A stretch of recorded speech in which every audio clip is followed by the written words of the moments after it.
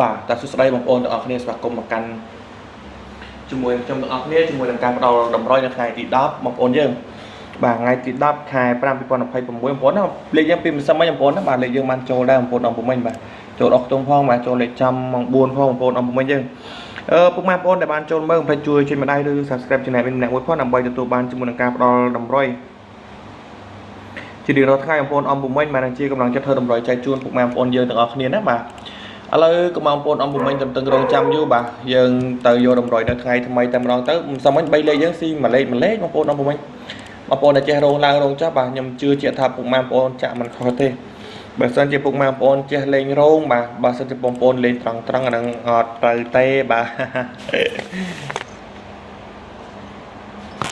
ឥឡូវកុំបងប្អូនតឹងរងចាំយូរបាទអុកតុងខ្សែអុកតុងហា A B C D បាទខ្សែ8 56 85 95បាទនេះគឺជាតម្រុយនៅថ្ងៃទី10ពុកម៉ែបងប្អូនណាស្រឡាញ់ពុកម៉ែបងប្អូនអាចយកទៅលេងបានបងប្អូនអំពុកមិញទាំងអស់គ្នាបាទ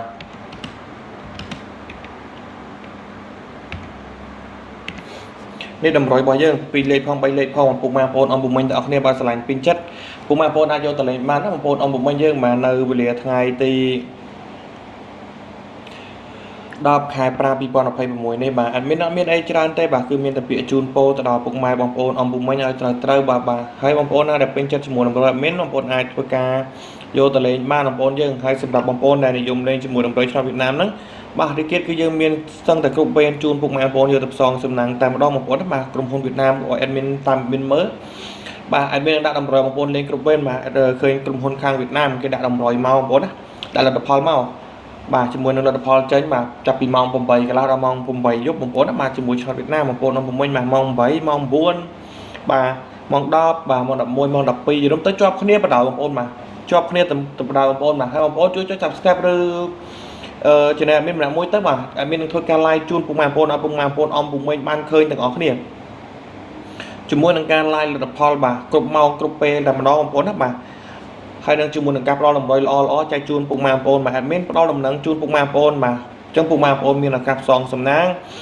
បាទត្រូវកាន់តែច្រើនបងប្អូនបាទគ្រប់ពេលអញ្ចឹងបងប្អូនណាលេខយើងនឹងទៅចូលហើយបងប្អូនណាបាទចូលសិនតែគ្រប់ពេលដែរបងប្អូនដែលលេខតម្រុយអត់មានបងប្អូននឹងស្រាប់ហើយបាទហើយអ្នកនៅក្នុងក្រុមវិញបងប្អូនហើយបាទជឿជាក់បងប្អូនអ្នកក្នុងក្រុមវិញចូលច្រើនណាស់បងប្អូនអង្គវិញយើងអញ្ចឹងបងប្អូនណាដែលបងប្អូនដែលចូលមើលជួយចុចមេដៃនិង Subscribe បាទបើកសញ្ញាកណ្ដឹងម្នាក់មួយដល់ពេលដែលមាន live នឹងលោតទៅលើទូរស័ព្ទបងប្អូនអង្គមិញមុនគេតែម្ដងបាទអរគុណច្រើនដល់អ្នកគ្នា